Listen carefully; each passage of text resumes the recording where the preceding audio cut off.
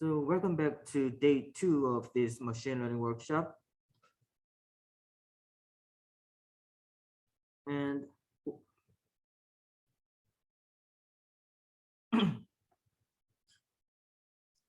let's get to the notebook here.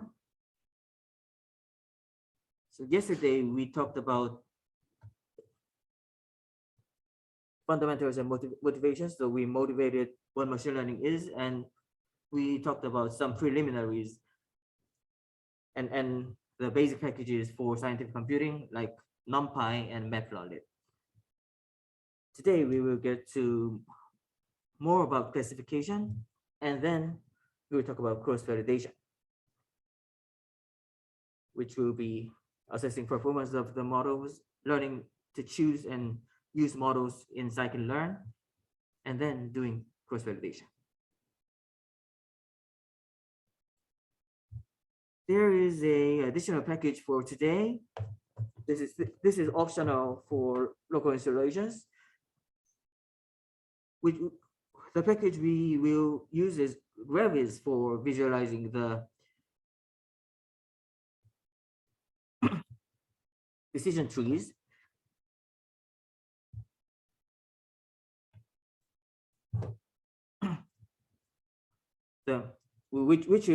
Which is a case of graphs, and that is the data structure consisting of nodes and edges which connects the nodes. In this workshop, it will exclusively be used for visualizing decision trees for this class today only. If you are on Windows, you will open Anaconda prompt. Otherwise, you can open a terminal and issue this command install Python Gravis, which is a Python interface for the binary package named Gravis. This command is a simple way to install a package which is supported by Anaconda. And this is already done for the environment on if you are using binder link provided in the course webpage.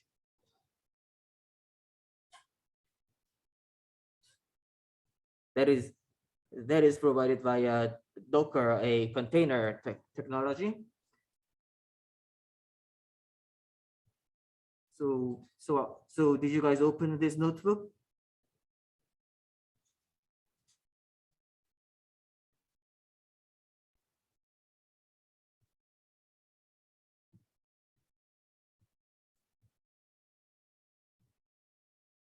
Can you show me the reaction, like raising hand? Great.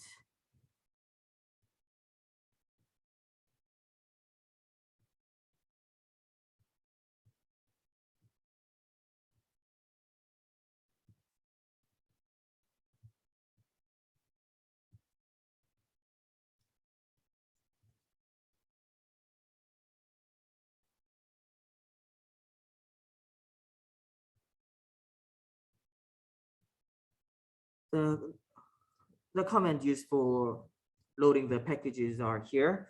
We will import NumPy, the numerical array package, and we will rename it as NP because it's shorter. And we will also import pyplot subpackage of the library Matplotlib, and we will rename it as PLT. And we will also set the font size within the plot to 15 points. This is to increase the font size and to show the letters clearer in the font, in the plot.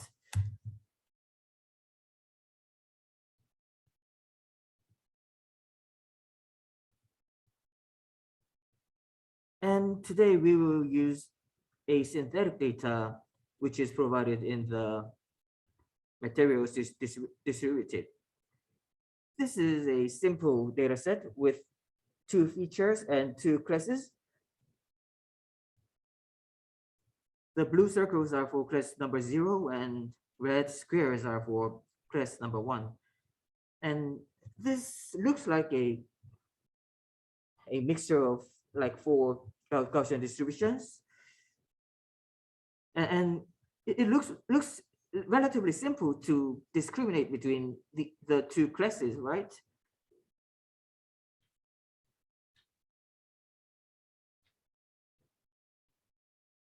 Having a boundary this way vertically and having a boundary this way horizontally, then it looks like we are good with the classification between the two classes. Do you guys agree?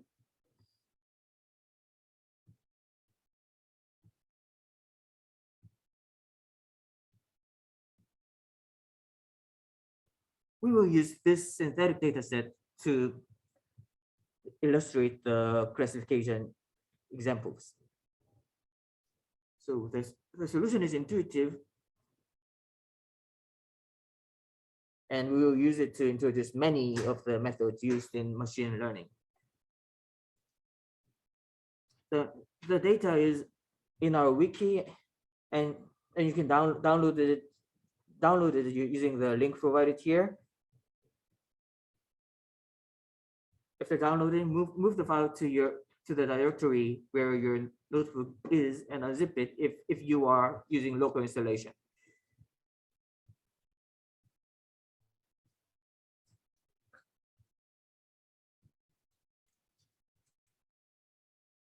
The data files are named. Oh, okay. I will slow down a little bit.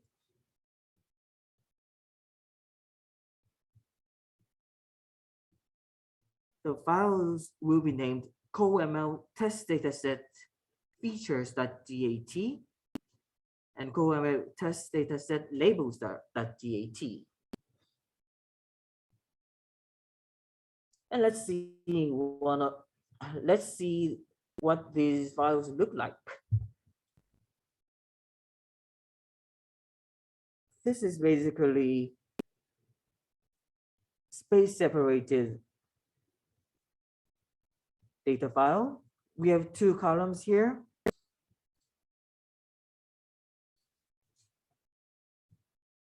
And how many rows here? 500 rows. This file represents the features in the data set of 500 samples.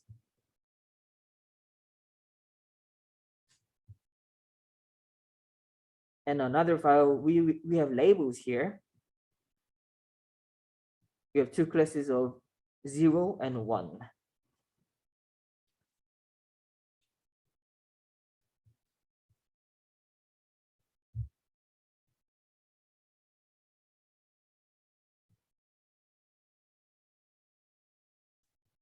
To load the data file, we will use the function loadtxt under NumPy.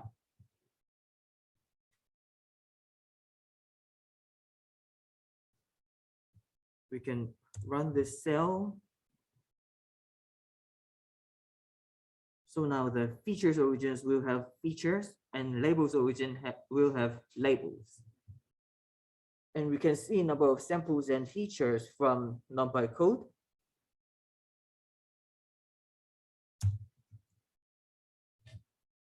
The Shivo feature is 500 by 2 columns and 500 rows. And we have 500 length of 500 vector for labels.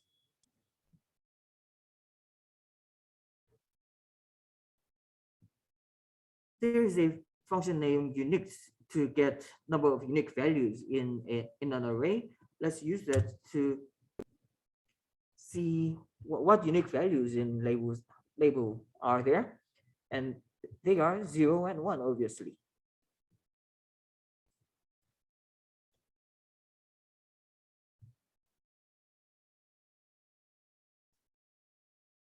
And how would we check how many zeros are there and how many ones are there?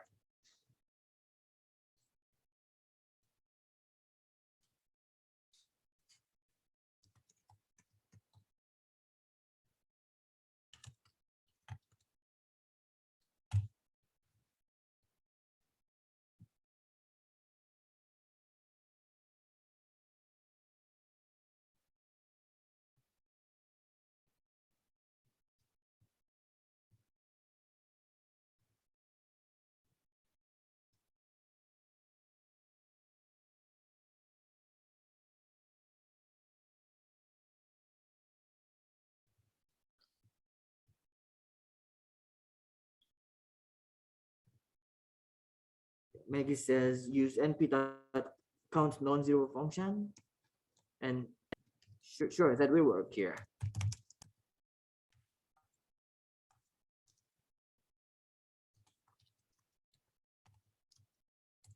Let's show Maggie. So we have 250 values that are not zero,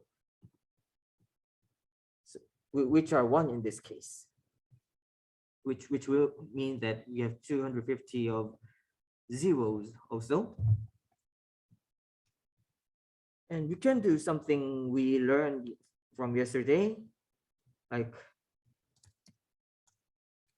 taking some of the logical tests, like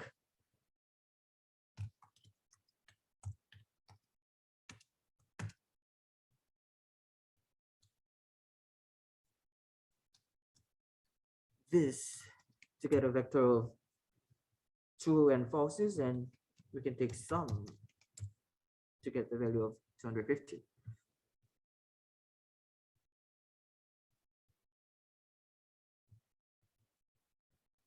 There are many ways to do this.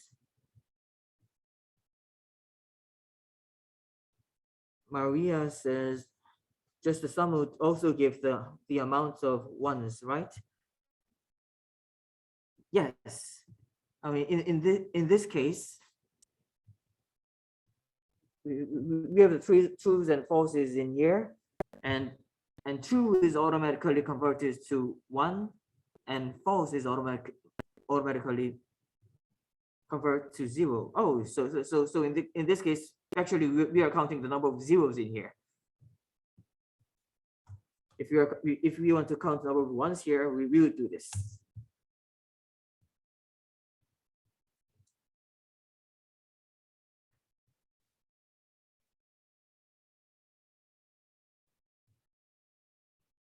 And the goal is to create a model or classifier that reproduces the labels in the NumPy array labels based on features. Based on the shapes shown above, yeah, we have 2 features and 500 samples. Let's go to training test pipeline. Before doing anything in machine learning, it is a good practice to split the data set into training set and test set.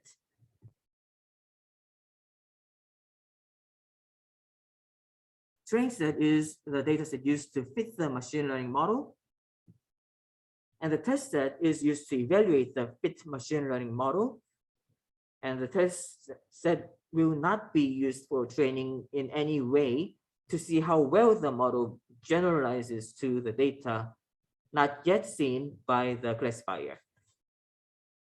It will be our final proof, so we will use other methods not involving this test set to estimate accuracy during the creation of model. Those methods will be separating out another validation set, or the k-fold cross validation, or checking out of the accuracy, and others, which we will cover soon.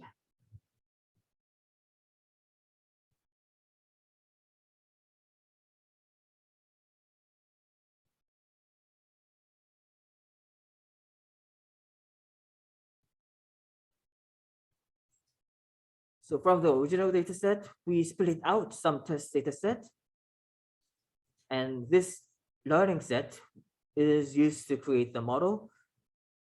So we only work with this data set until the very end.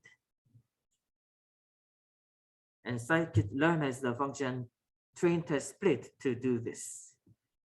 And Maggie asks, for the synthetic data, was it counting the how many red and blue shapes at 0, 0? What do you mean by 0, 0?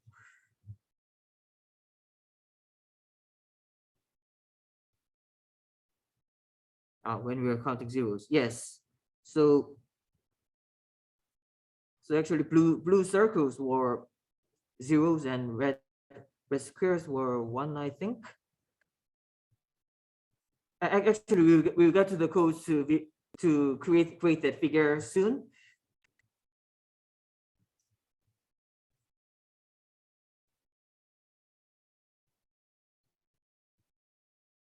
And let's get to the usage of the function train test split.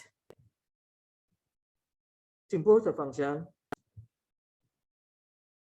from the subpackage model selection of scikit-learn, we import the function train test split.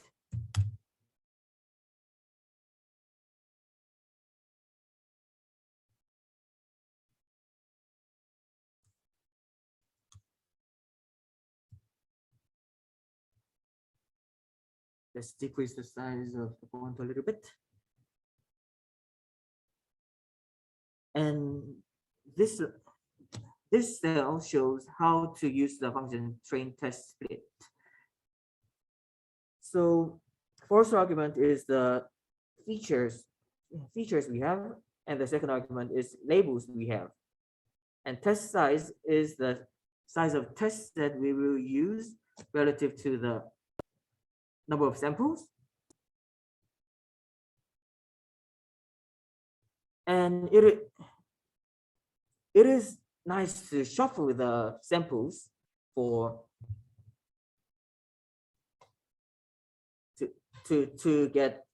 take some unbiased samples. And random state is setting the seed for the random number generation to get the same split result each time. Actually, you can see the function documentation by pressing Shift Tab like this.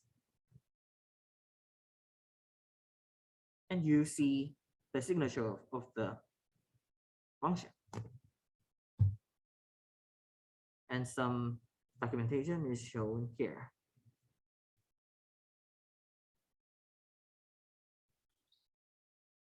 Sion, can I ask a question?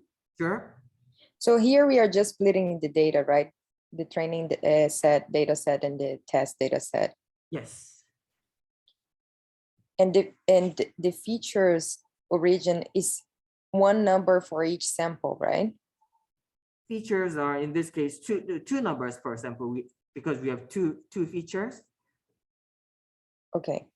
And we have one label for each sample.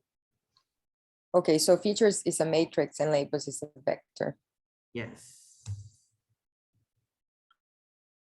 So let's see what we have a feature. Oh. So it returns 4 arrays. One is for training features. Second is for testing features. Third is for training labels. And fourth is for testing labels.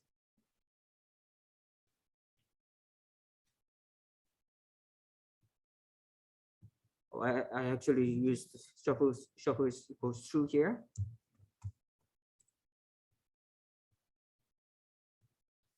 And we can see the shape of the whole data set, 500 by 2. Shape of the trained data set for features is 400 by 2. And shape of the test data set, 100 by 2. So the variables without anything else than features is the training data. And test data will end with underscore test for this one. And original data we had, it ends with underscore origin. What happens if shuffle is false? We don't shuffle the samples. So the first 80% will be features, will be the training set, and last 20% will be the test set. And the random state doesn't have to be this number. You can use any number really. Just we are setting the state of the random number generator.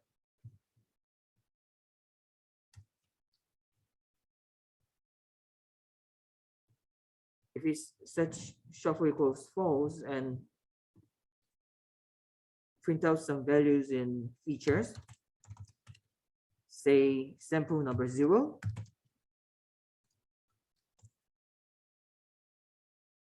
we get these, and let's see what the values in the original data set was.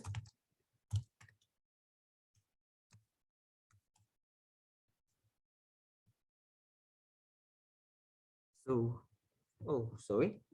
Original data set has features origin. So we are not shuffling if we put shuffle equals false here. If we put shuffle equals true here, we are shuffling the data, and these two will not be the same.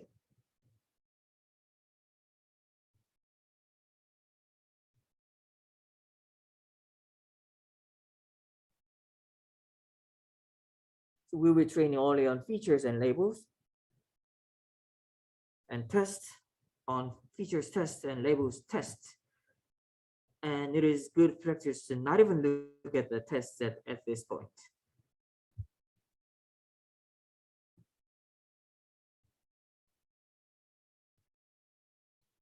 Nichika asks, what does random state mean?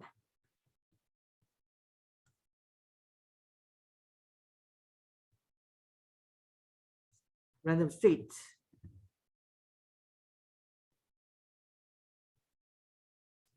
So documentation says controls the shuffling applied to the data before applying the split. Has an integer for reproducible output.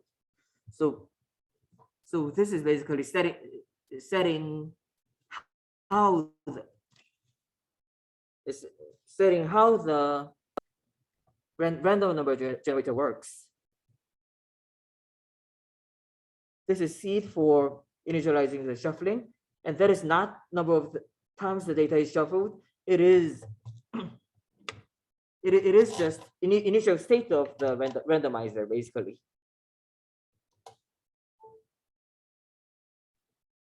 There is certain algorithm in computer to create random numbers, and this number sets where the randomizer should start. So that when we give the same number to random state, we will get the same result from that computer.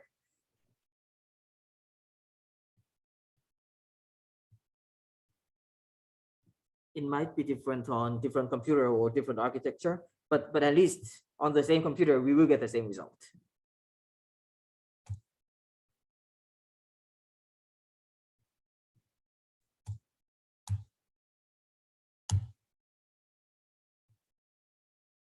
So let's visualize this data set now.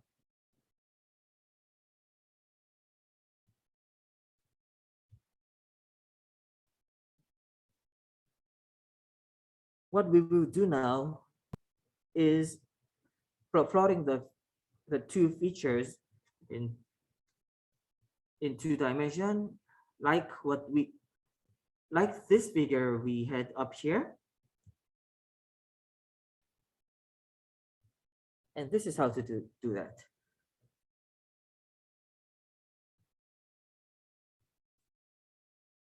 The first line is for class number 0. So we take samples where the labels are 0 by indexing by logical values. And we take feature number 0 for the x-axis. And we do the same and put number 1 for the y-axis.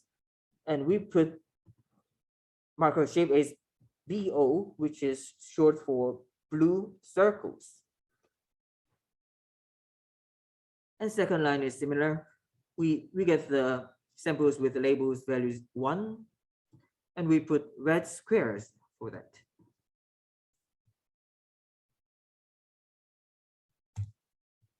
Then we use the function plot.show to show this figure, and this is the result. This is what we have for training set.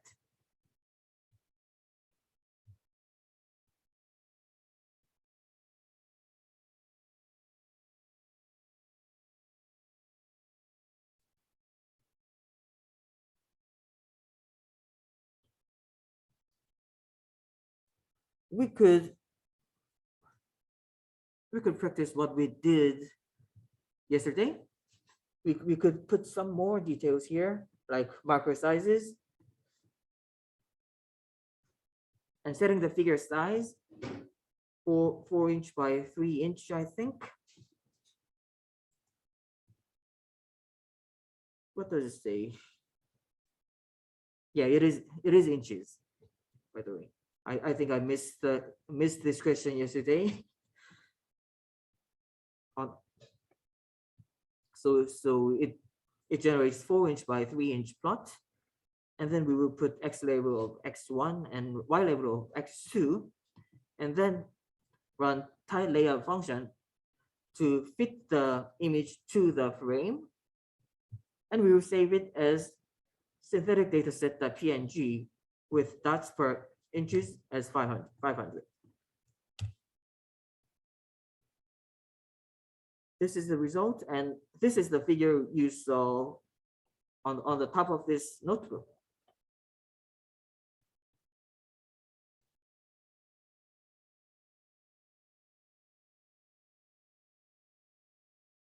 Where does the figure save to, asks Maggie.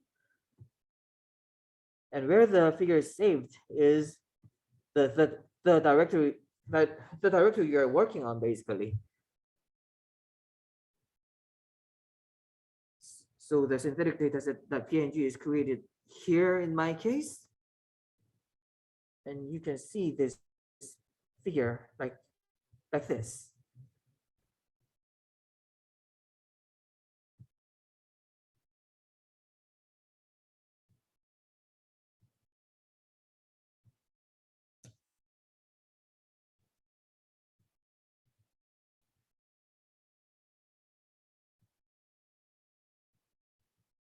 And we have a follow-up question. How do we find out where our directory is?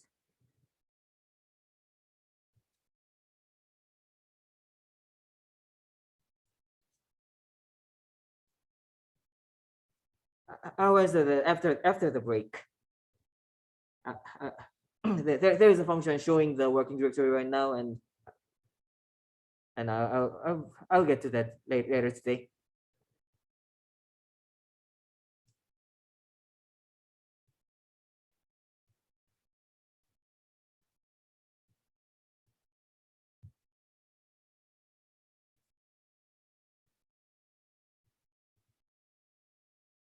So now we get to how to work with the decision tree classifier. Actually, we started working with this decision tree classifier yesterday. So this is the class for decision tree classifier, and we have parameters for yeah exactly, Maria.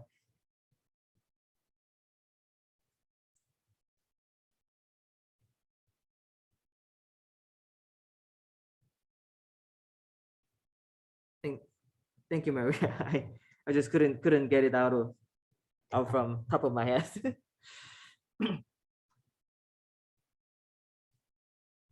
So you import the class decision tree classifier like this from the subpackage tree of scikit-learn,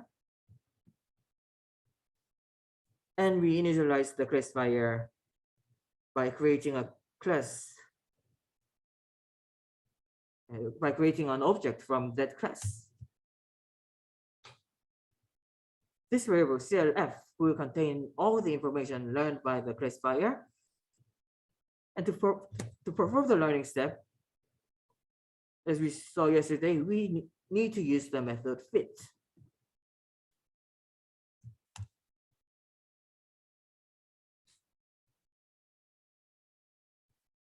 Now the classifier has been fit. And the way to get an accuracy of this classifier is by the method score.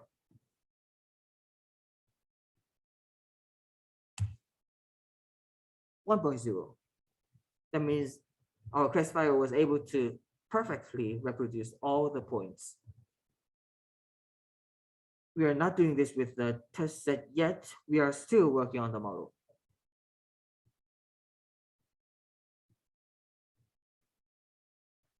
And let's visualize the tree to see if we are overfitting.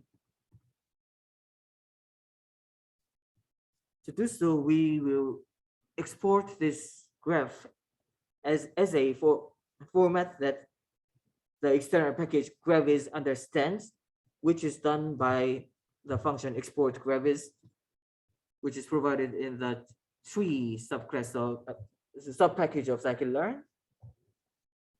And we can import gravis package using the command import gravis. And we will take that data file out as the file tmp.dat. We will just use that one file for simplicity. Export gravis function. We will export the CLF classifier, which is the argument, as tmp.dat.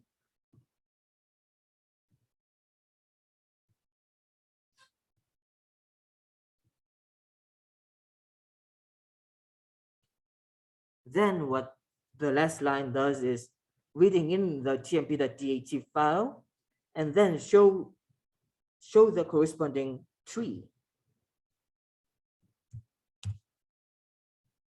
If we do that, we will get a tree. We have a tree here. Yes, we have a tree here. And let's see depth of this tree, which is the distance between the top of the tree, which is named root node, and the node farthest down from this root node, which is named leaf node. 1, 2, 3, 4, 5, 6, 7, 8, 9. We have tree depth of 9, and we have many separating nodes in here. And you might think this is too complex for the data set we had.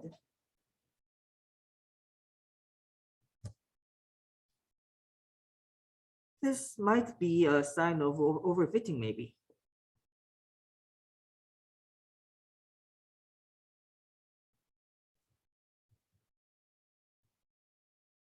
Another clue to check if we are overfitting would be checking the importance of the feature, because splitting is performed according to measure of dispersion or impurity of the.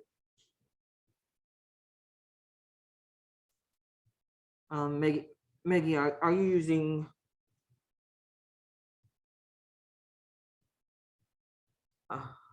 your local installation?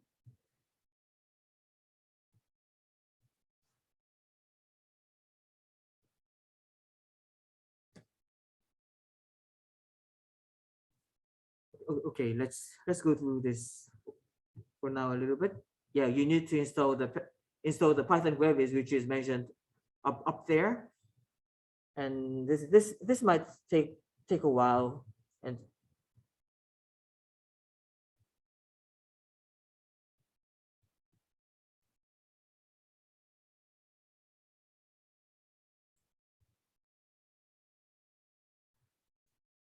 let's continue with the feature importance.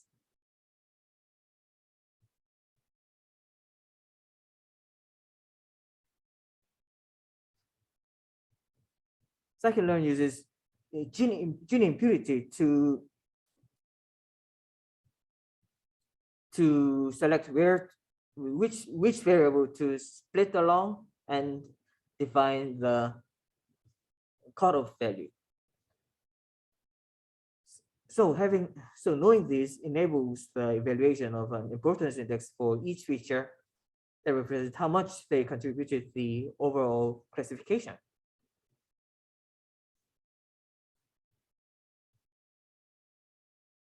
So we can get importance weight based on gene impurity from this attribute named feature underscore importances underscore. We get two values like this. By the way, scikit-learn classes often have the attributes ending with underscores like this. And for decision tree classifier, we have attributes, classes, feature importances, max features, and classes, and on and on. And attributes ending with underscore means that something that is determined when the model is fit. So you can only access this after fitting a model. And it will throw an error if the fit function is not run yet.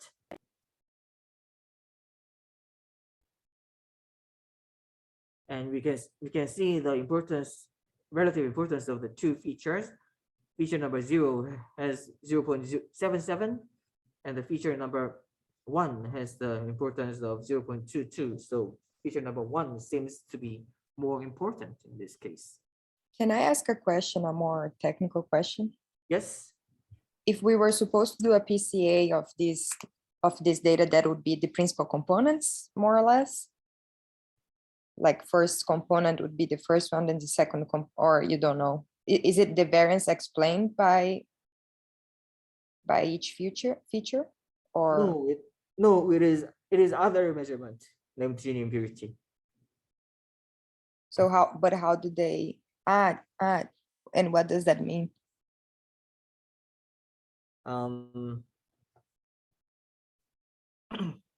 I did not want to go through that detail for this class, but maybe we can go to, we can talk. Yeah, we can talk on off. yeah.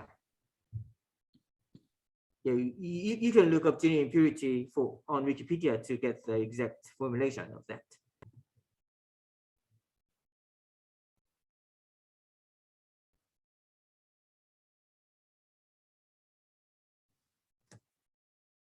But by the way, PCAs is one of the topics tomorrow.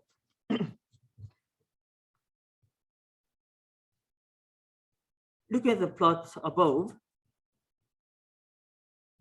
You can see 1,1 belongs to class number 0 among the blue circles. Oh, sorry, it was different point. -1, -1 should be of class 0, and -1, 4 should be in class 1. -1, -1 here, and -1, 4 here.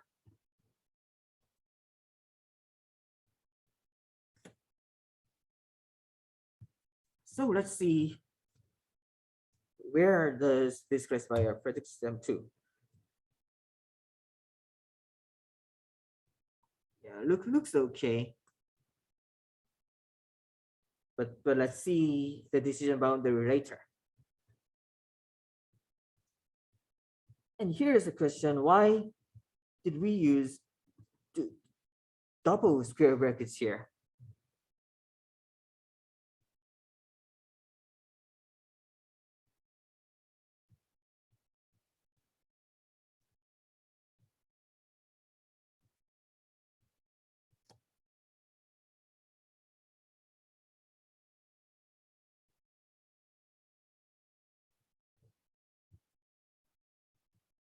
Yes. To make it a two-dimensional array, because the function predict expects you to have two-dimensional array as an input. Utica says I got different values from what you got for.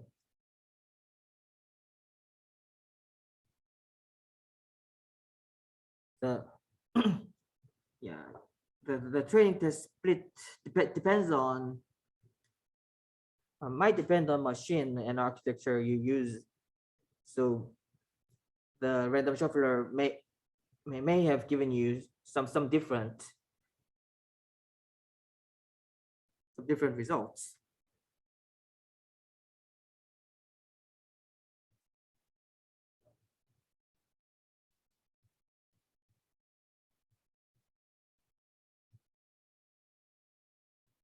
And you can also check the probability that a given point belongs to a certain class like this.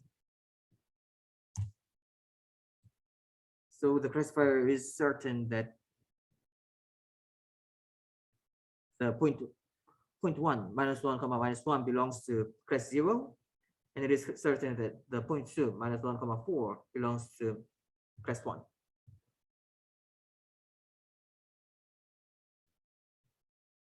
We will have a break now, and after the break, we will get to drawing the decision boundaries with matplotlib, and we will return 2:30.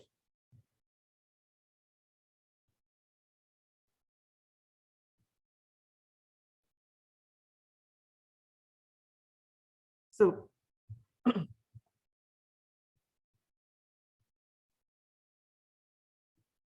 let's change something up here to make sure that everyone gets the same result. I hope everyone to get same results with shuffling by setting random state, but yeah, we got someone that was getting different result. So I will just change this keyword argument shuffle to false, and we will not shuffle the data set. And we will rerun the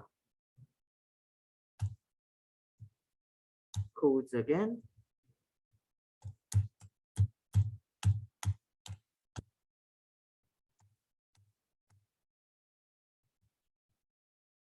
So we will get a different tree now. The depth is now 1, 2, 3, 4, 5, 6, 7, 8, 9, 10. It became deeper than before. And this is the new feature importance. Some of the feature number 1 became more important feature.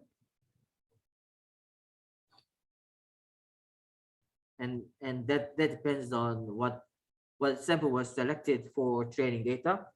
So we have changed training data now.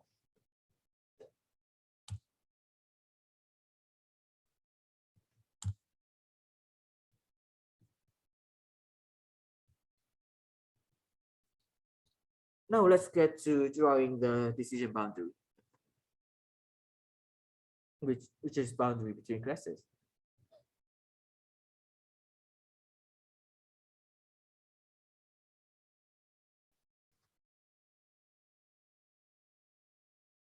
Michiko, could you put the value on the chat, please?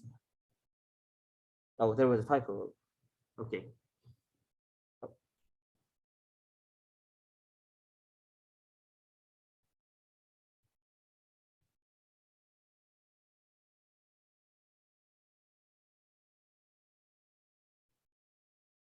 What is going on here?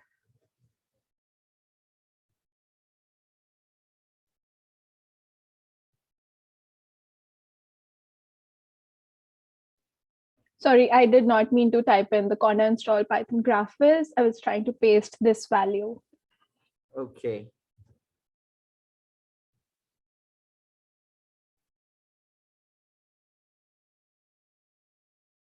Hmm.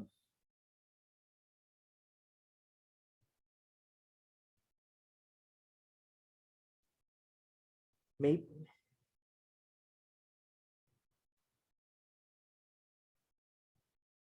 maybe your computer is having a different random number generation from others. I think because um,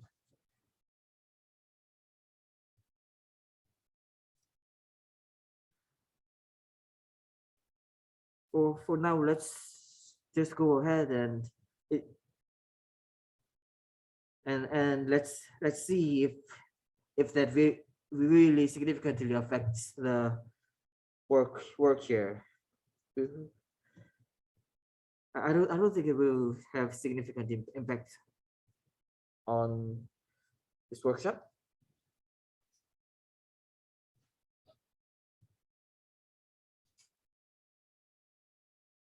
So what we will use to plot the decision boundaries will be indeed through NumPy and Matplotlib. Specifically for NumPy, we will use functions meshgrid and Ravel function. We will put data equals 0.5 for now, and we use the np.arange function to get a equally spaced grid in terms of x and y. This is the starting point, this is the ending point, this is a step. So what we get is -2 to 5 with a step size of 0.5.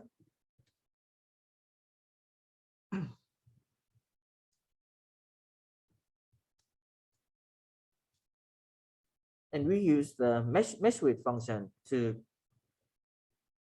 get the x coordinates and y coordinates of a virtual grid, basically. And then we will get the prediction result for those grid points. And C underscore is the method to concatenate two arrays side by side by columns. And Z is the reshaping. And we will reshape it back to the shape of the original X to get to the grid. We will get back to the details down here. So let's discuss what does the mesh width function does.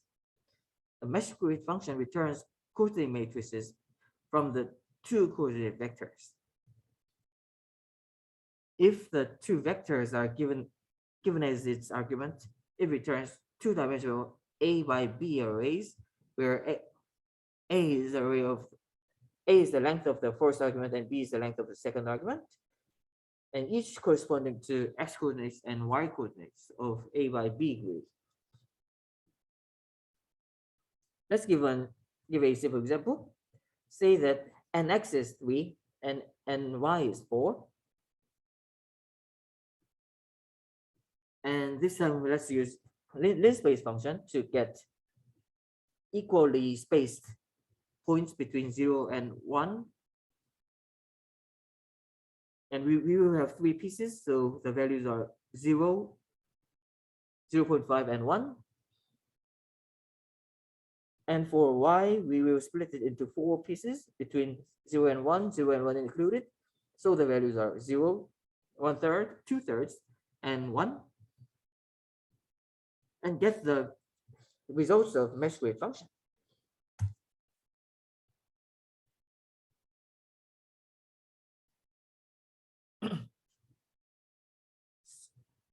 Mesh grid result results in 2 arrays. One is for x values and second is for y values. And for x values, we have 4 by 3 array. Why 4 by 3? Because it is natural to consider y direction in terms of rows. And each of the rows are 0, 0.5, 1.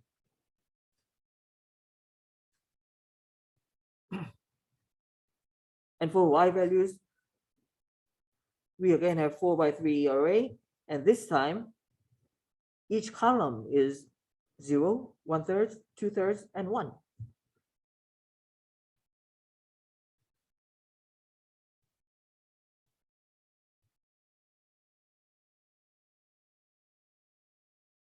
And then let's get to the Ravel function. It returns a flattened one-dimensional array.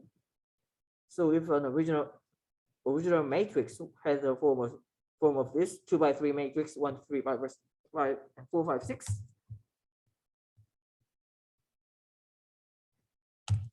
Labeling with it will just give a vector of 1, 2, 3, 4, 5, 6. and labeling XV and YV here,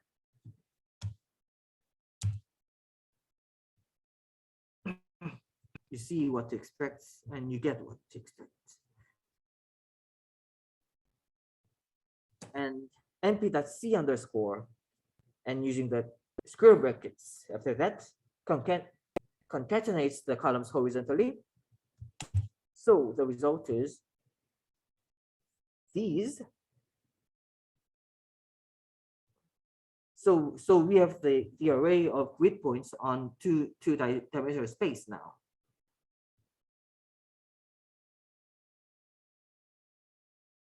This is what is done here.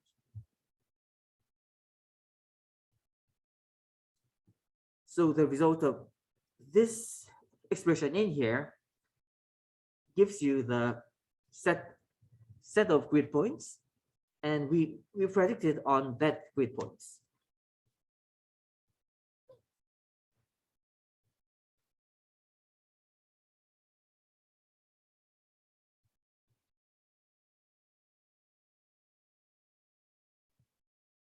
And having the delta of 0.5 seems obviously too sparse. So let's set the delta value to 0.01 and do it again. And we get this result.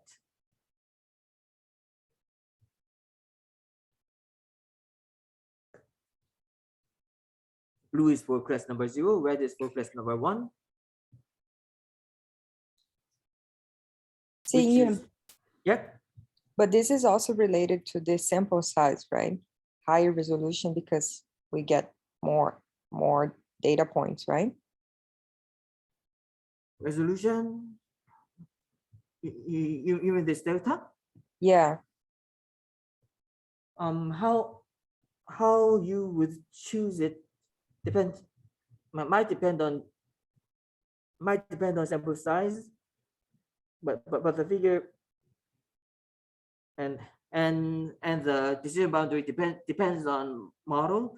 This is also depends on the sample size, but the result we are seeing here is just indirectly related to them, and there's no direct relation at this point. Okay, thank you. So we just put the delta 0.01 arbitrarily to get this, and that is the only thing that is controlling the resolution of this.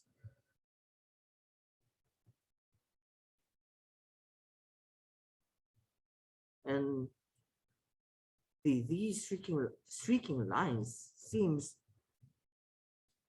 like a sign of overfitting, right?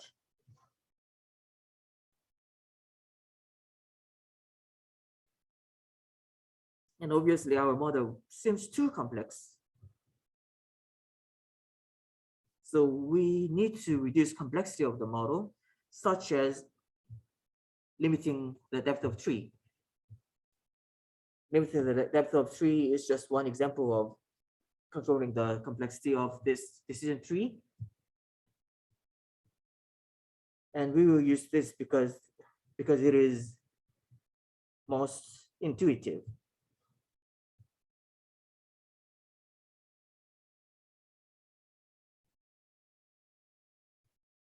There are other hyperparameters such as minimum number of samples to spit, and minimum number of samples on leaf, and others.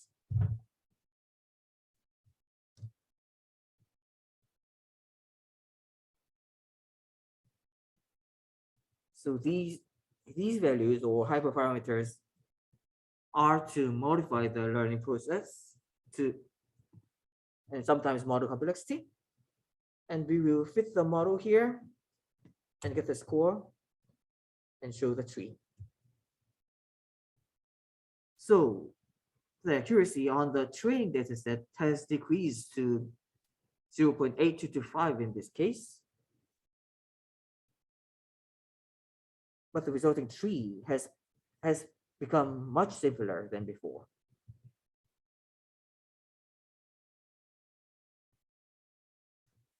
And if we visualize the decision boundary, it is not still not perfect, but looks better than before, right?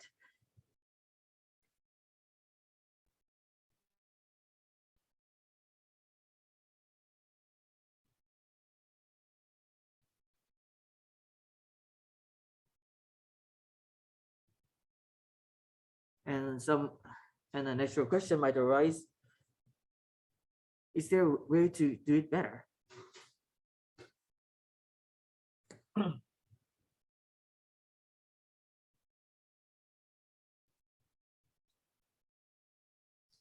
That is where we get to the ensemble methods. One example is random forest. Random forests were the most important models in machine learning before the advent of deep learning, especially for applications that demand low latency.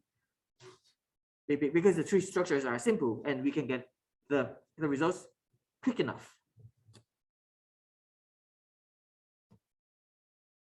And it is not that costly to train many decision trees and make a decision based on them, such as by the means of majority voting between them.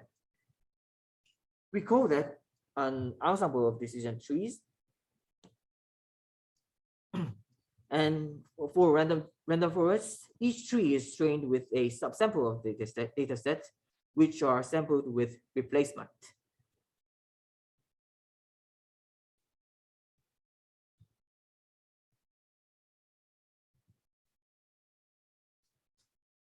We will have some example of sample data. For example, we will just set the random seed to 0 on NumPy.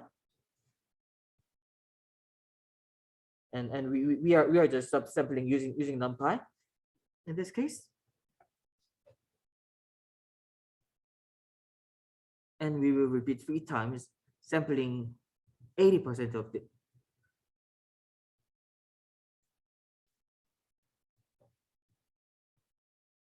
Wait, is it 80%? Using 20% of the data set, because we are choosing samples that are which results in the random number that are greater than 0.8. And we show it 3 times.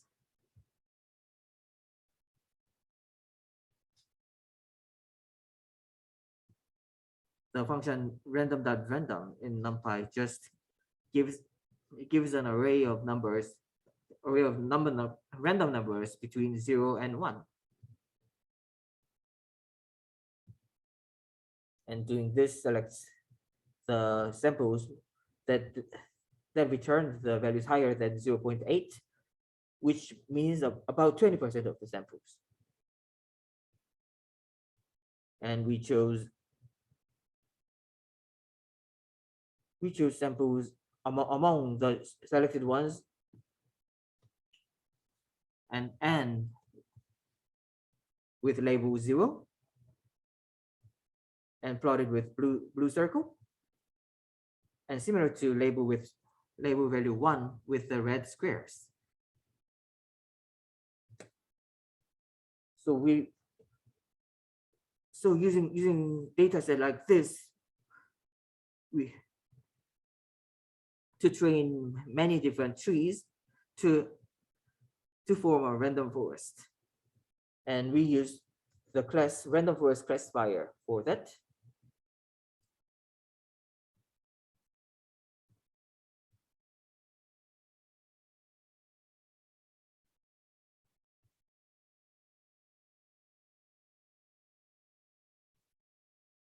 And there are multiple ways to subsample the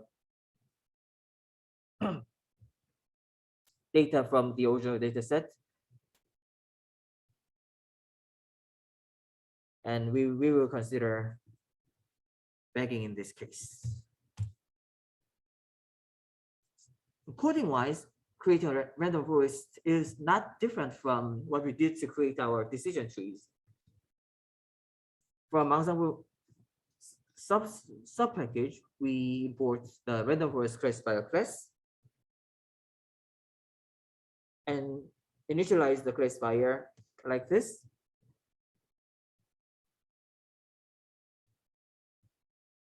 We are training 50 trees, each of them with maximum depth of 5.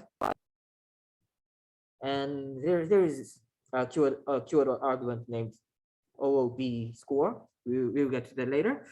And we fit the model and get the score.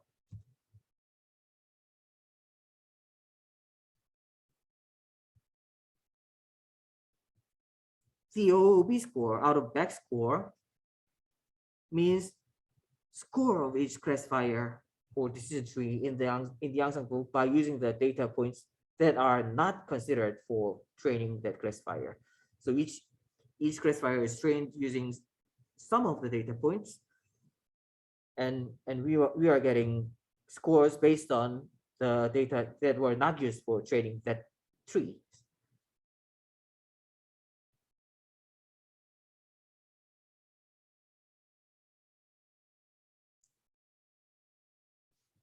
So if 80% of data fed are used for fitting a single decision tree, then the remaining 20% are used to compute out of back score.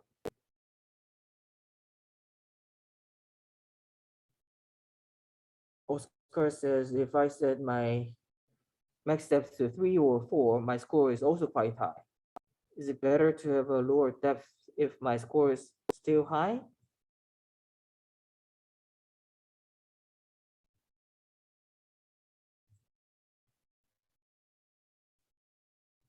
It depends on the situation. If you specifically want simple models, that might be helpful, and that might be a way to avoid overfitting.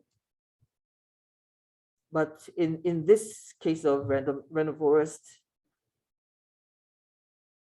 we are reducing the variation in the result in the output. So slightly overfitting is still okay in this case, to my knowledge. It depends on situation.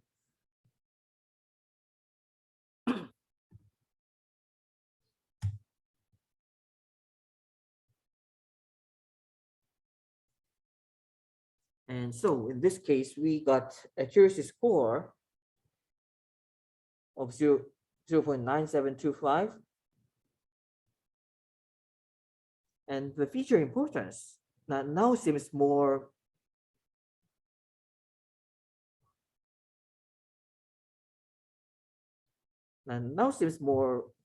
right. The importance of the two features are similar. So we see much more balanced importance between the two features, which is expected. And Julianne says, sorry, could you go back and explain why we have 3 plots and what they represent?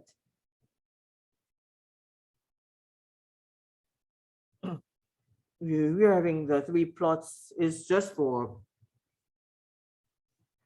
illustrating reason. We just repeated it 3 times with the for loop, and they represent a randomly selected subset of the data with replacement. So every time we randomly select 20% of data with this code.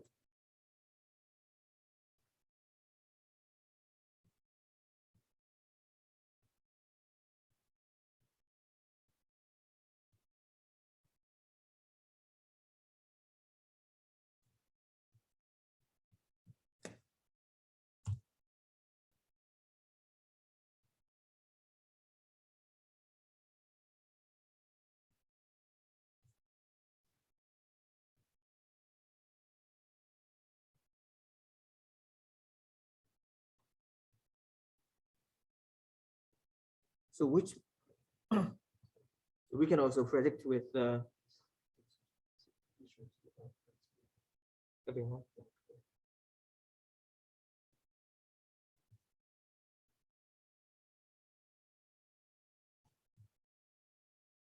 we can use the function predict to predict the results again. And once again, the results for P1 -1, -1 is 0. And P2 -1, 4 is 1, which is expected from the data that we are looking at. And let's plot the decision boundaries. Because we have many more trees, the boundary might seem a little bit wiggly, but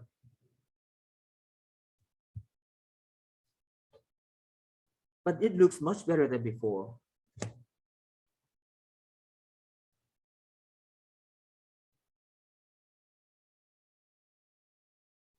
And because random forests are ensembles of decision trees, there is a way to access the individual tree and inspect them closely.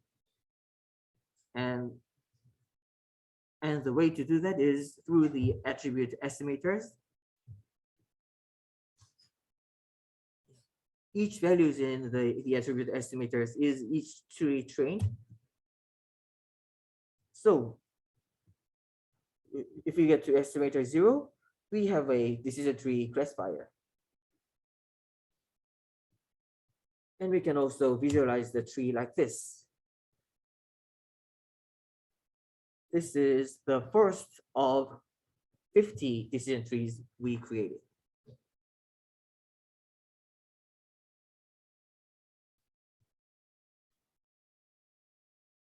I have a question, Siyu. When we define the depth, are we creating trees, decision trees up to that depth, so, or just of that depth size? Up to that size. Okay. If the terminating conditions are met before that, we will get a tree with lower depth. Okay, thank you.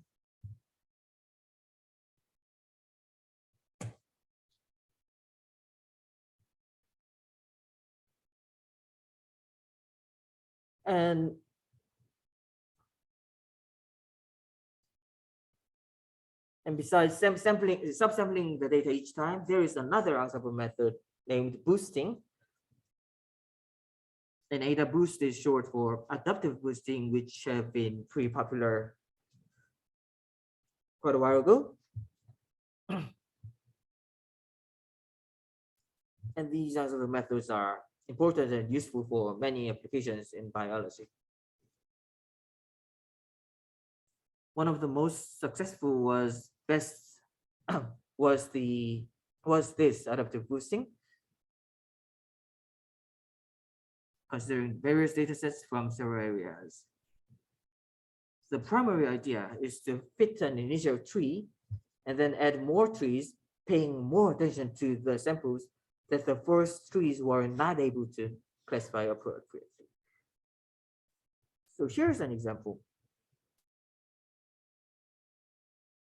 We have the original data, and that goes through classifier, that goes through the first classifier we will train. And we have some of them right and some of them wrong. What we do next is we put lower weights to the samples we classified correctly, and we give higher weights to the samples we classified incorrectly. And then we train the classifier again with the weighted data. This is repeated many times, and we have many classifiers trained this way, and we use this ensemble of classifier to improve the results. Each classifier is okay to be a weak learner, which means they are just slightly better than random guess.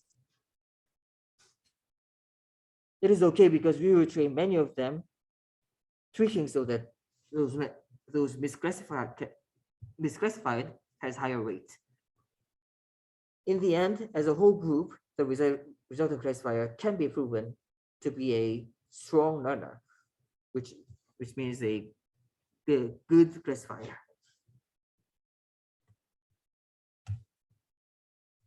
So here, there is a class of AWS classifier in scikit-learn. So 2 represents a weak learner. Let's just put max depth to 2. And we will train 200 trees. And there is a certain algorithm named SAMME. We will just put that value for algorithm.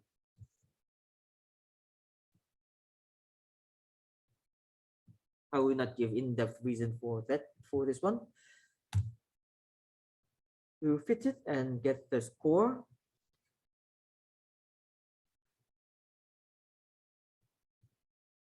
And training accuracy is perfect.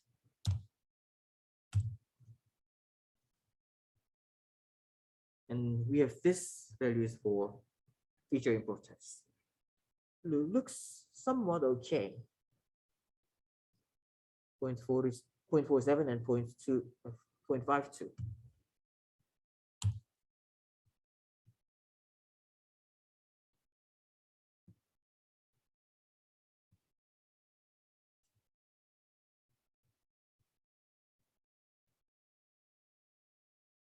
The prediction results are here. -1, -1. We get crest 0 again, and -1, 4, we get crest 1. And let's visualize the decision boundary again.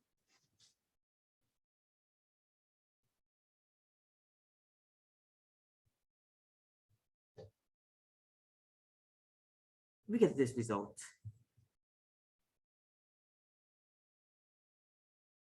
Might be some wiggly points here, but it is certainly better than using a single decision tree.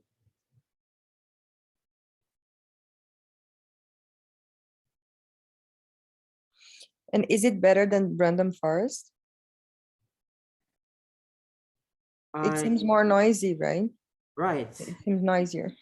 In this case, it looks the random forest results look better, but we will get to how to objectively say that later today. By estimating accuracy, Yes. computing accuracy here. Yes, from the Validation test. from the left out set or test set. Mhm. So let's review a little bit about the scikit-learn's basic syntaxes. So most of the models available in scikit-learn follow a very simple pattern. Model name or class name with some parameters for setting the hyperparameters. So this format create an object representing the model. And we can use the fit method to train the models considering the features as inputs and labels as target for supervised learning.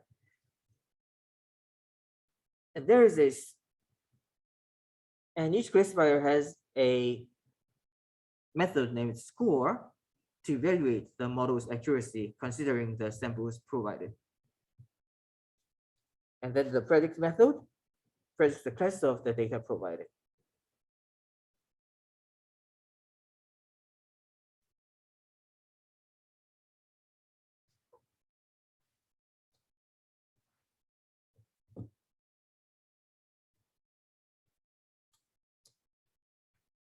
This was the examples of the models using decision trees. And let's get to another class of classifier, which is called support vector machines. Support vector machines were for a long time the most widely used model in the machine learning community. And data are mapped to a point in a space, and we find the boundary so that the examples from different categories are separated by a clear gap as wide as possible in that space.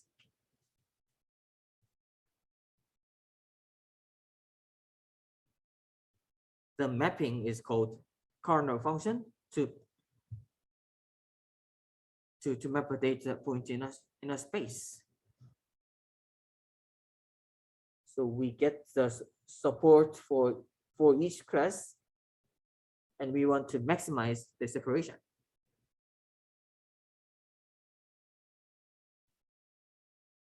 And for classifier, there is a class for support vector classifier, and as we see in short in scikit-learn. And there are two hyperparameters for support vector machines, C and gamma. The parameter C, so we have C and gamma here. And we have a choice of kernel functions where RBF is most widely used, which is short for radio basis function.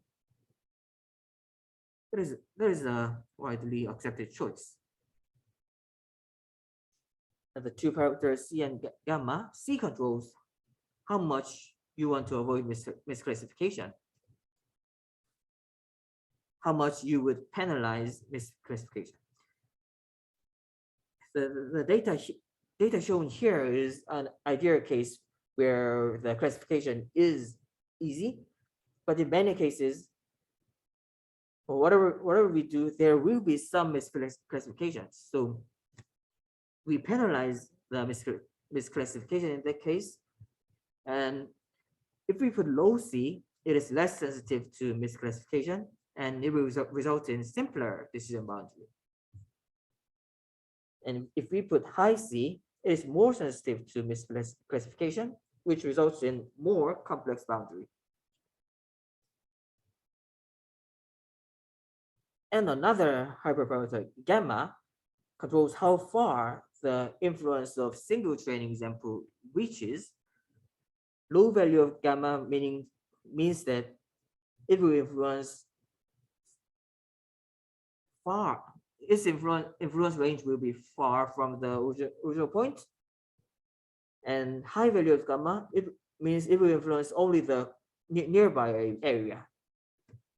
So low gamma means each training example influences points further away, resulting in simpler boundary.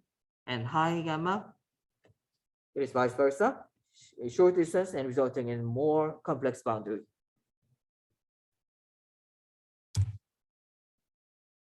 So we bring in support vector classifier like this. We initialize the classifier with the default values of gamma and C, and fit the model and get a score like this.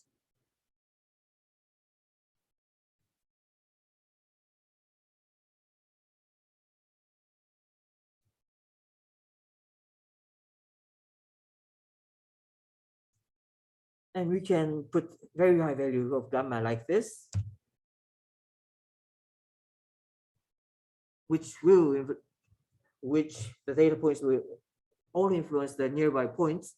So it is easy to get perfect classifier for the training data set, but it is highly likely that we get overfitting. But before drawing the decision boundaries, let's just define a function to draw the decision boundary.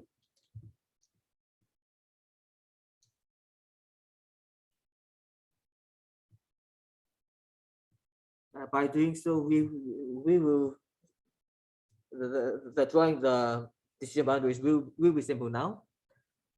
So these are just what we did for creating decision boundaries before.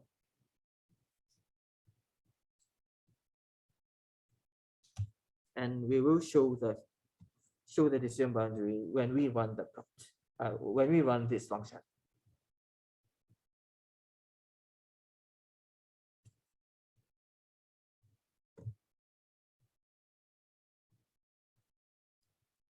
So with the default parameters, we show the contours like this.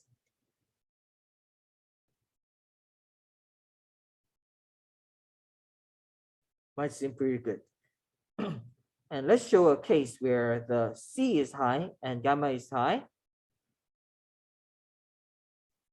And C high and gamma high both means the boundaries will be complex.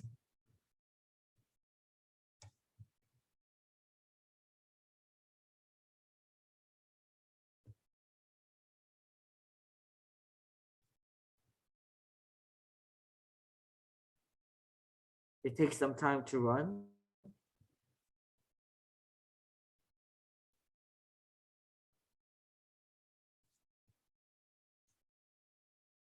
And yeah, we get a very complex boundary here.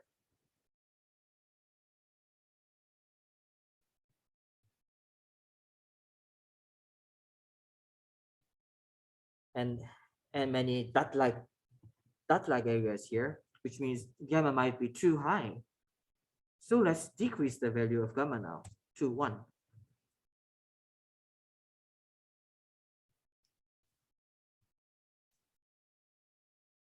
This results in somewhat better boundary.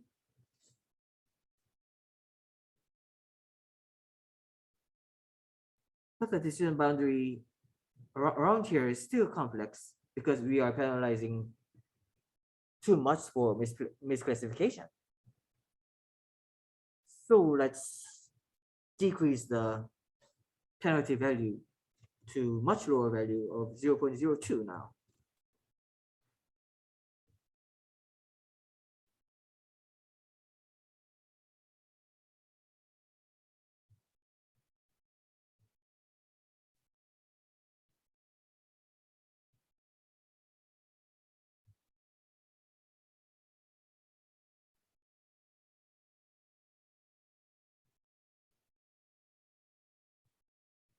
Then we get simpler boundary. And let's try some other values and make it run. And while they run, is there any questions up to this point?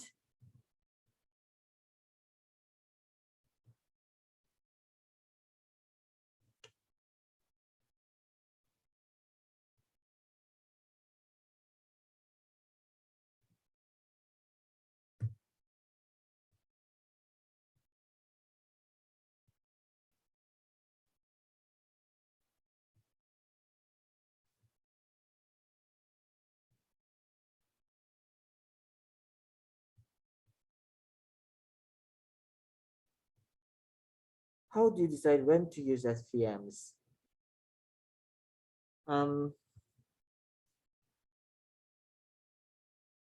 It depends on characteristics of your problems, and you may want to compare the different types of classifier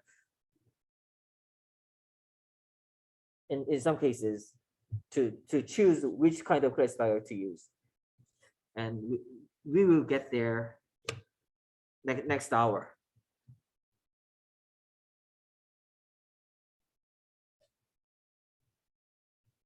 And for this one, we increased the value of gamma and we got more complex boundary. And lower gamma and a little bit lower C to get the boundary looks like this, which is great. And we put gamma equals 0.1 and it looks a little bit too simplified. Same for gamma equals 0.01 and C equal 1. So we have tried many things with different configurations for hyperparameters. And we want to compare them, which is really the best. We can visually check which is better, but what is the objective way to do this? That is the topic of the third hour of today, which will happen after this break. We will return 3:26.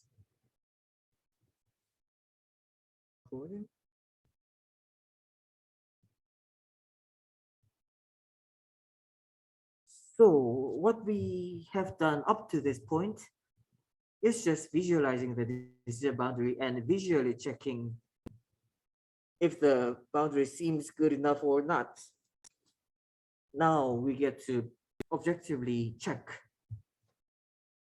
how good are these fitted models are, and objectively compare between them. And we start with talking about hyperparameters. We have used this term a little bit up to this point, and they are the parameters that are used to create a model, maximum depth of decision tree, C and gamma in subperfect machine and others. And each time we change the hyperparameter, we have a different model. So how do we choose them while avoiding underfitting and overfitting? You might be tempted to check the performance on the test that we put aside up to this point and calibrate hyperparameter, but that introduces bias because if we do that, we are actually using the test set in the process of training, and choosing the hyperparameters is considering training still, and then might make you overfit to the test data. The goal we have is to generalize well to external data points we did not see in the training process. So what are the systematic methods to tune the hyperparameters without introducing bias, without seeing the test set?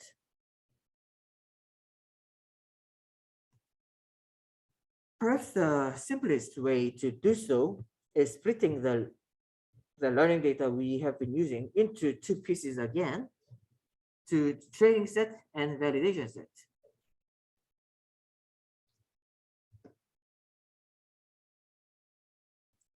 You should not optimize the hyperparameter on the same data you use during training,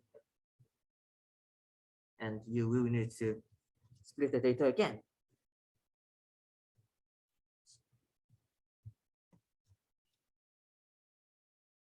So after that, we have split the data into three sets now: training set, validation set, and test set. So the training set will be used for fitting the model, and then validation set will be used to select hyperparameters. And then test set will be used only to evaluate the final performance. So we should not mix validation set and test set. So we split training set into, so now we split the training set and validation set using the function train test split function again.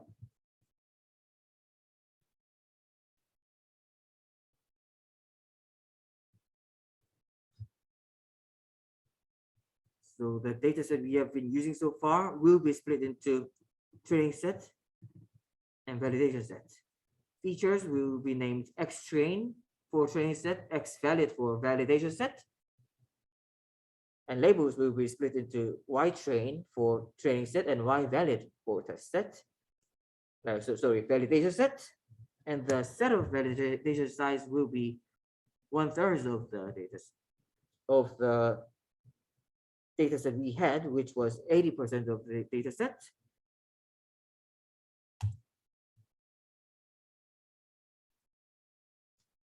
So we will have 2/3 of the 80% selected data set into a training set now, and we have put 1/3 of a 80% of data set we had to a validation set.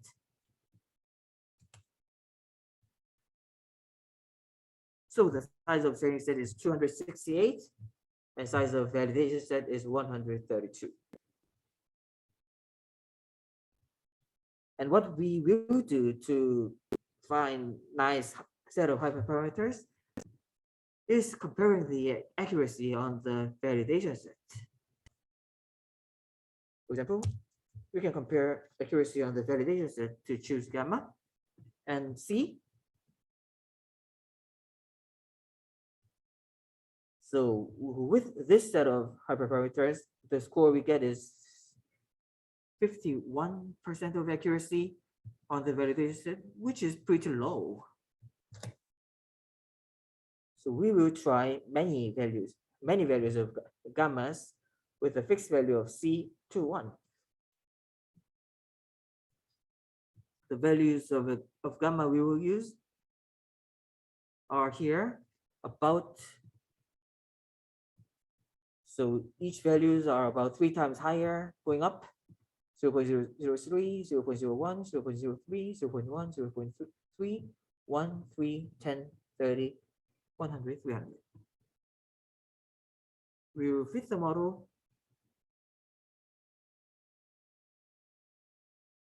and then get the accuracy and append it into the accuracies list. And we will plot it, putting the X scale into log scale.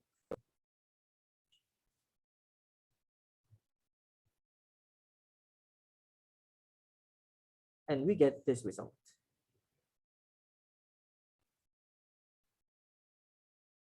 So it looks like the gamma value of 0.1 is the best among the values we used here. So we will use that value going on.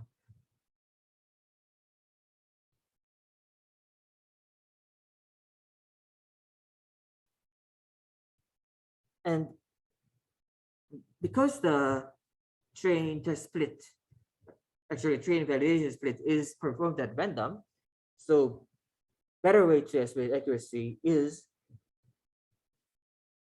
performing the train validation set splitting several times, for example, 100 times in this case.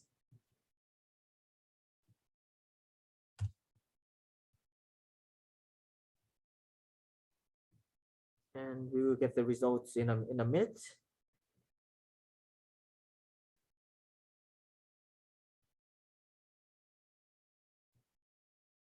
Okay.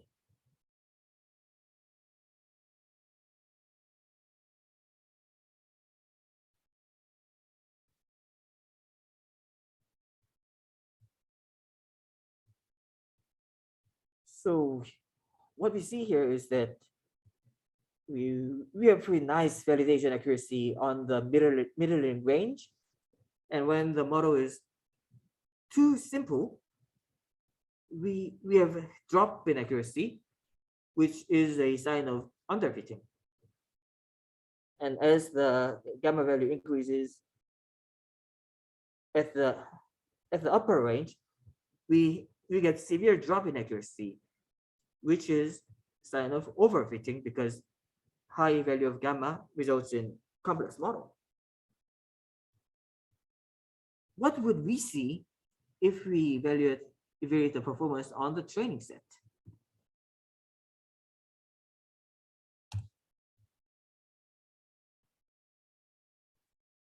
Because we are not using the validated set and getting the accuracy on the training set, we are likely to overfit to the training data, resulting in higher accuracy as we go to more complex models.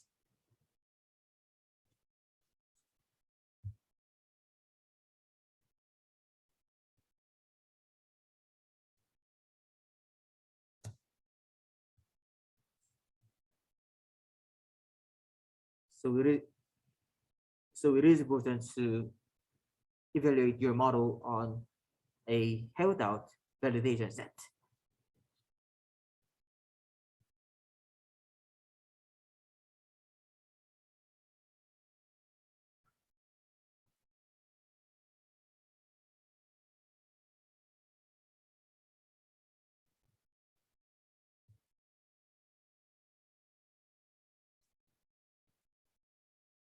Here's a way to estimate accuracy.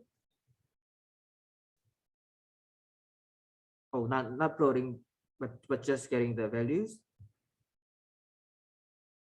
Accuracy, average accuracy with gamma at 0.5 is 95%. and with value of gamma 100, it is 77%.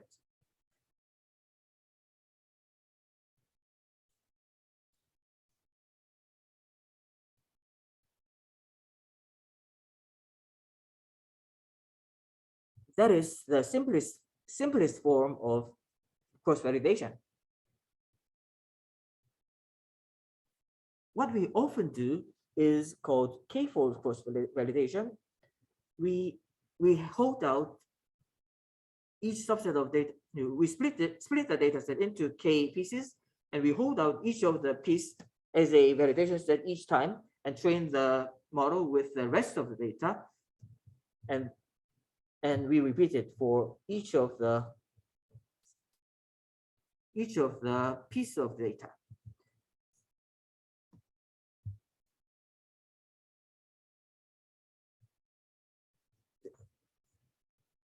This procedure is called k-fold cross validation,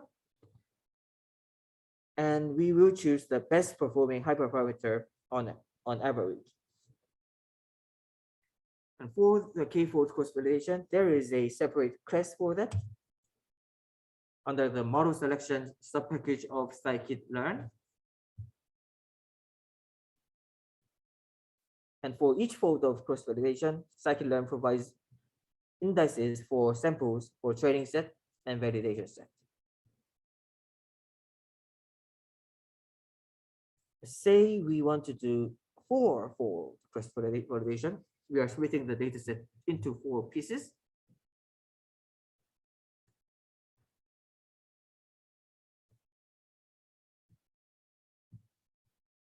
And this first line will give you an iterator in Python.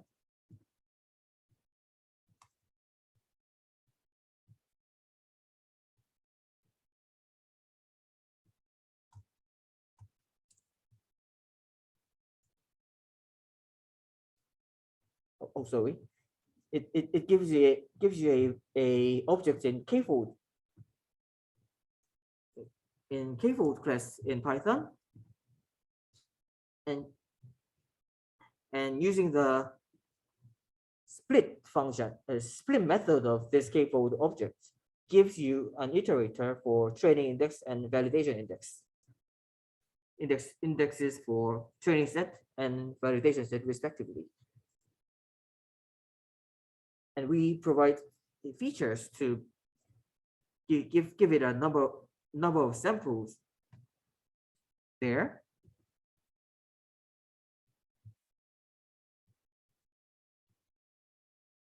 So we can get training set like this for features, and validation set features like this, training set labels like this, and validation set labels like this.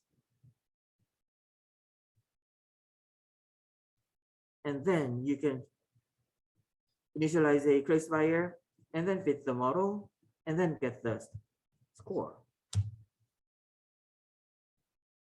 Because it is 4-fold classification, we get the validation score for 4 folds right here.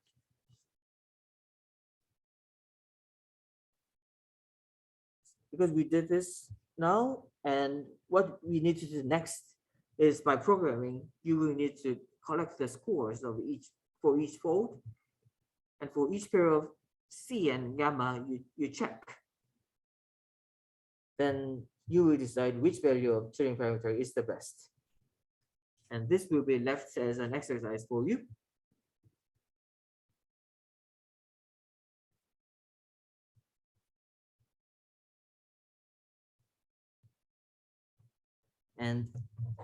And that is where you will practice some Python programming skills.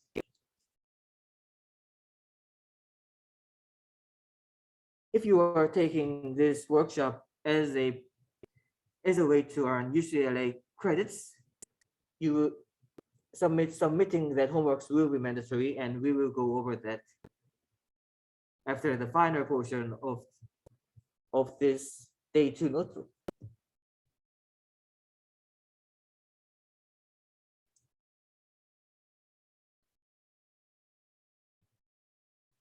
last part today is evaluating performances of the classifiers. So how do we assess the prediction? Because we will go through this because sometimes accuracy is not the best way, really.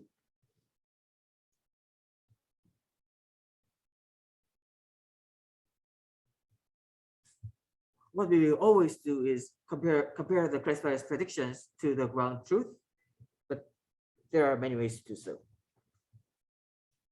We will be assuming boundary classification between classes 1, which is for positive, and 0 for negative. For example, like COVID-19 or those kind of things. And ground truth means true label. So we can consider 4 possible scenarios for ground truth and predicted results. Ground truth is class 1 and predicted is class 1. The result is true and the result is positive, so we call it true positive. If the ground truth is false, but the predicted result is 1, we call that false positive.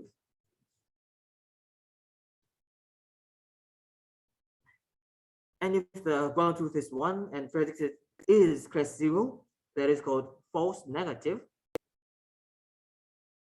And when the ground truth is class 0 and predicted is class 0, we call that true negative.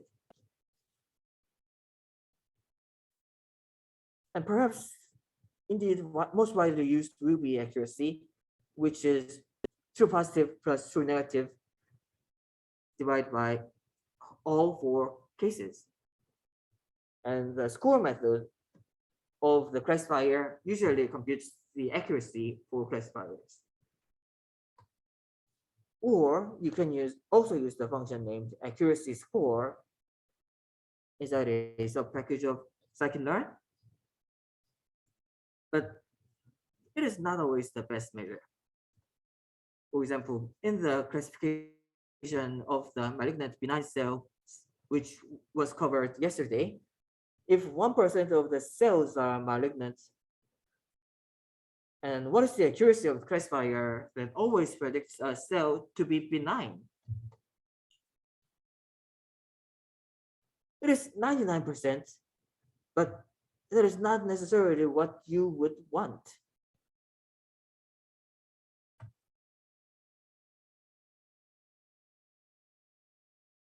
And that is the point you will consider precision and recall.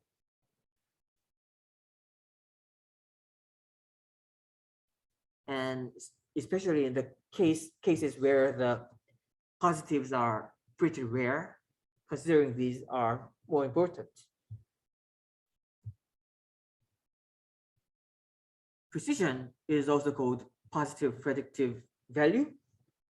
And what it asks is, among those you predicted to be relevant, to have class 1, how many are actually class 1? How many are actually relevant?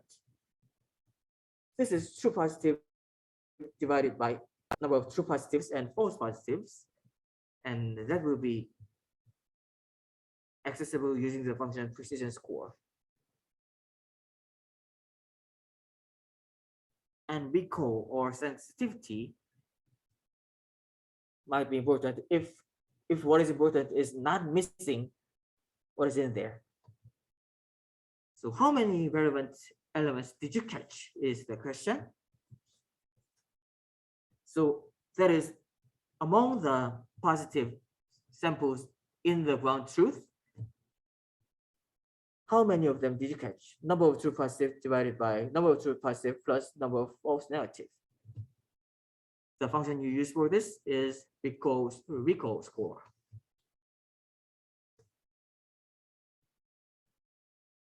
Here's a nice diagram for illustration. In the circle will be what we classify something as positive.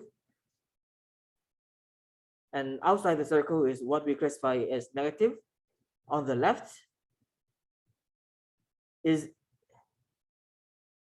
is where the ground truth is positive. So these are relevant elements. And on the right side will be the negatives, the samples that are not relevant. And precision is the number of retrieved samples on the denominator and number of true positives on the numerator. And recall is number of true positives divided by number of relevant elements.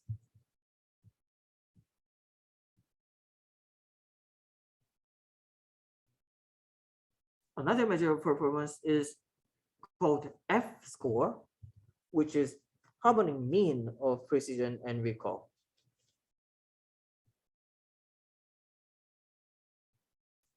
And when you want to evaluate precision and recall, we call it F1 score. And we use the function F1 score. And more generally, we can weight them and introduce parameter beta and call it F beta score, and measures the effectiveness of retrieval with respect to a user who attaches beta times as much importance to recall as precision. So we are weighting recall with the parameter beta in this case.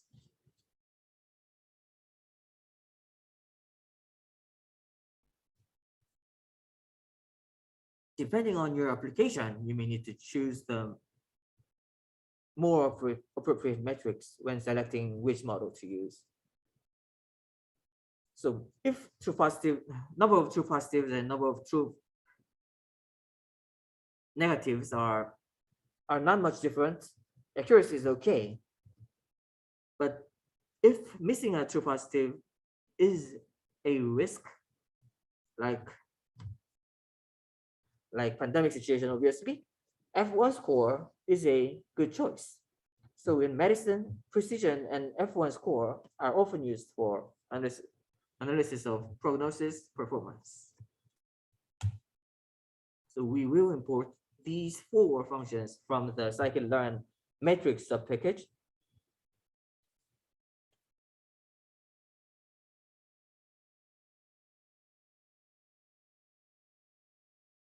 And we will evaluate them on the test set to get the final test.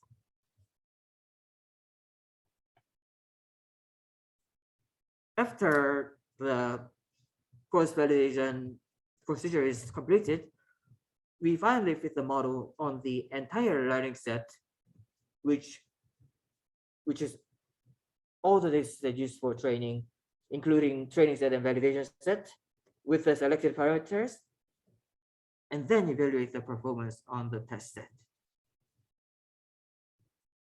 For example, for random forest classifier example and say we chose the case with the default parameters. For the last step, we will fit the model with the entire learning set, and then we will get the score for the test set,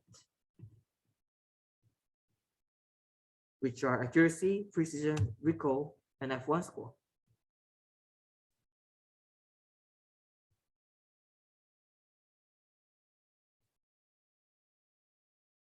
And say that we chose C equal 1 and gamma equal 1 as the best parameter for support vector classifier, then what we do after the cross-validation step would be fitting the model again with the entire learning set, and then getting the scores for the test set. And these are the final scores for testing.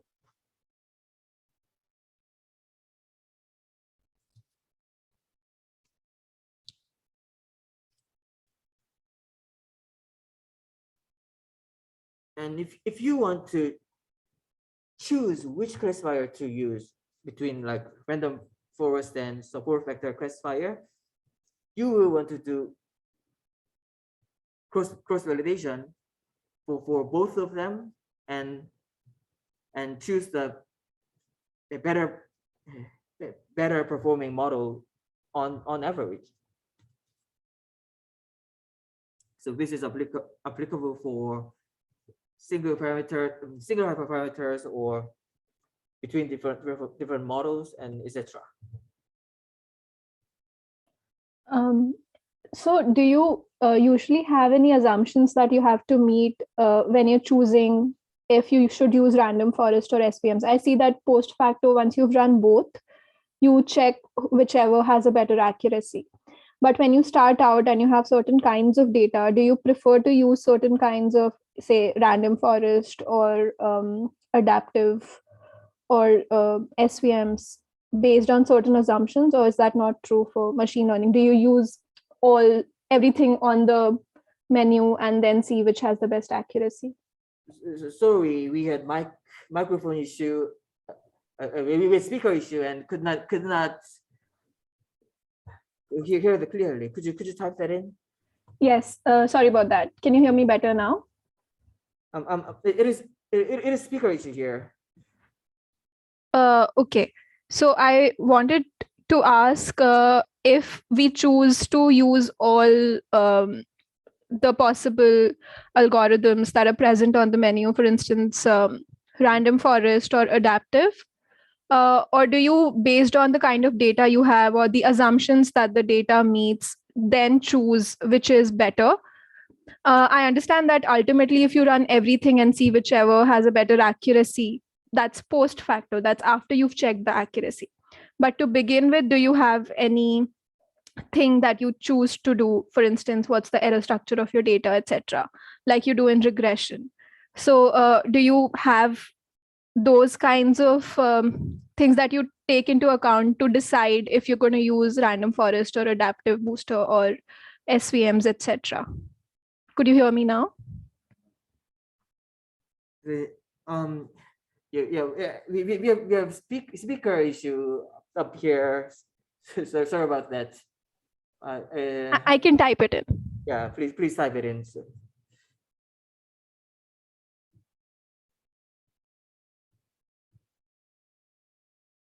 So the question was, what assumptions do you make to choose a classification algorithm?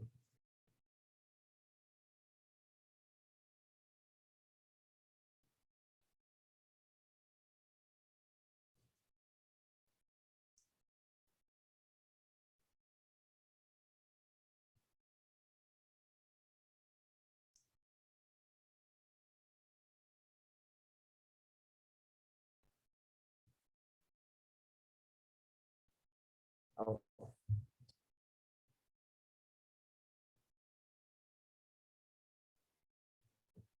Or do you run all the classification models and select the best based on performance metrics? Yes, basically before you set out, do you try everything on the menu, or do you decide based on the kind of data and assumptions that the data meets? It depends on situation really, because you might, so you have, for example, you have developed a new classifier and you want to show that it is better than the other stuffs out there, then you will have to compare that to well-known other class of classifiers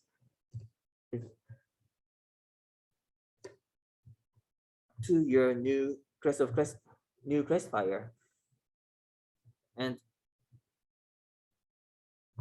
there might be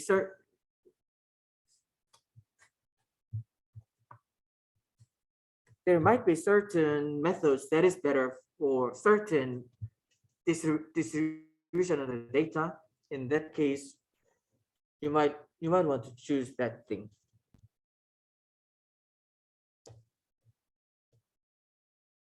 So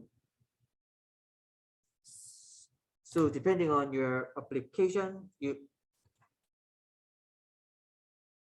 you might want to make an informed decision beforehand.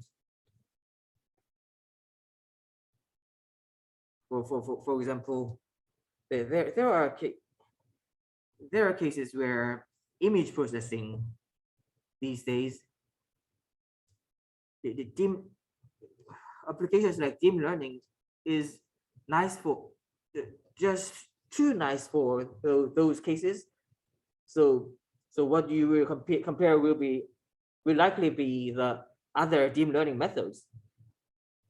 In that, so depending on domain, there will be a certain set of classifiers that will be standard in that field. So it depends on application and depends on what you want to do. You can choose what to compare.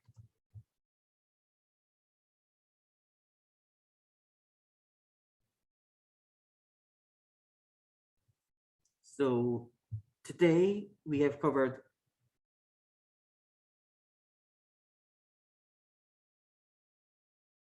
it depends on research area and it might also depend on distribution of data, because the data distribution might also depend on research area. They are not independent. So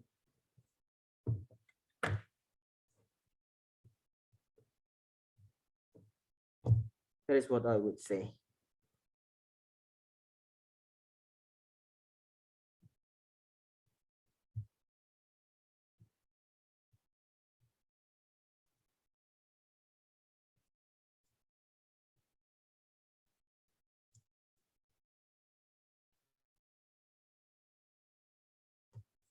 So today we learned how to fit classifiers using scikit-learn, and how to compare models, and how to choose hyperparameters using course validation.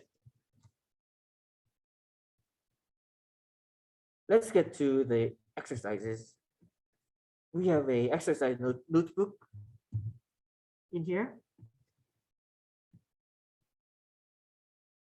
And we will be using this notebook for your exercises. And we will have 2 exercises for today and 2 exercises for tomorrow. And they are required if you are taking this workshop to earn UCLA grade. So you will need to complete this notebook and submit both this notebook file, .iqimb file, and this file converted into HTML under the file,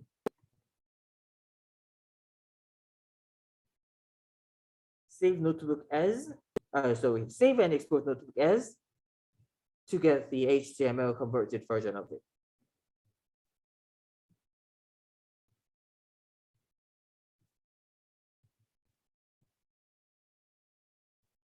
So in the class, we only dealt with a synthetic data set.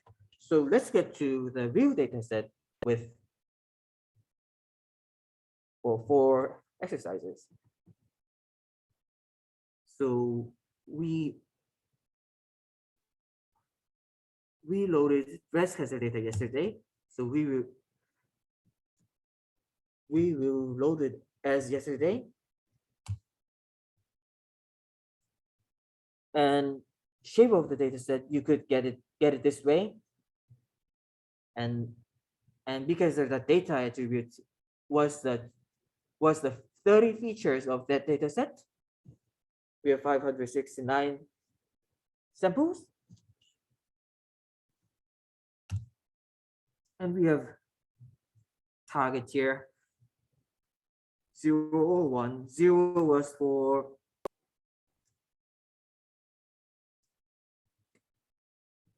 let's see day 1. Which one was for benign?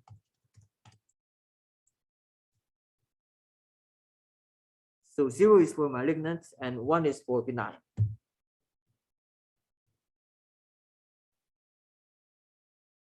So here are the steps you will follow to have an end-to-end application of the pipeline you learned today. You will split out the test data first, and then feed a random forest using this data. And you will choose the hyperparameter maximum depth of each tree using the validation step method, which simply splits the learning set into training set and validation set. And again, for next step, you will be asked to choose the hyperparameter max depth using 4-fold cross-validation. And then you will check the final performance with the test set.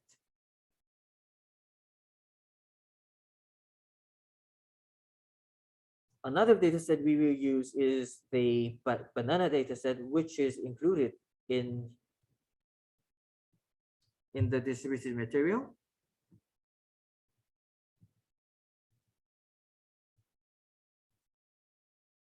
First column is the label, and the other two are the normalized features.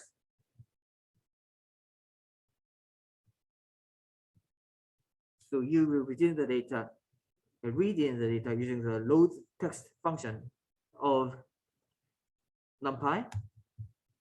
It is 300 by 3.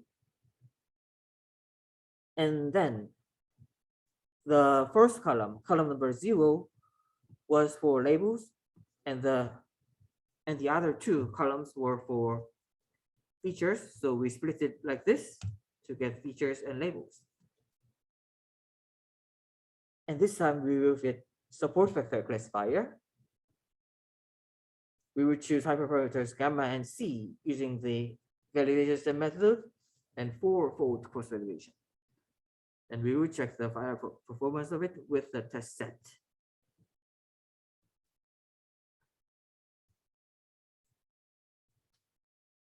That is the test for your homework. Any questions?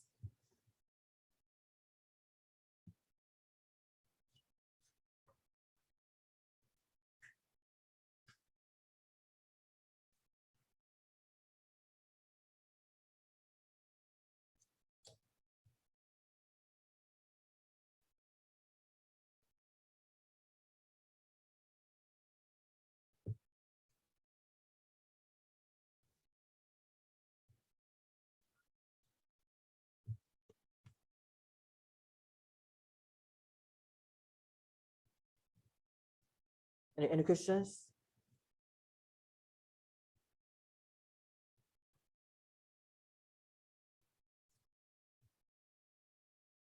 If not, let's try to wrap up today's session.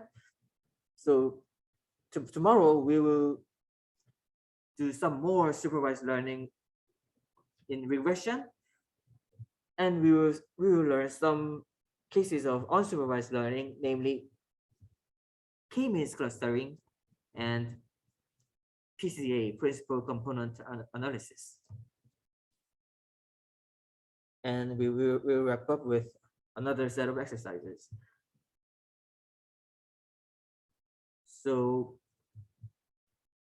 that is it for today.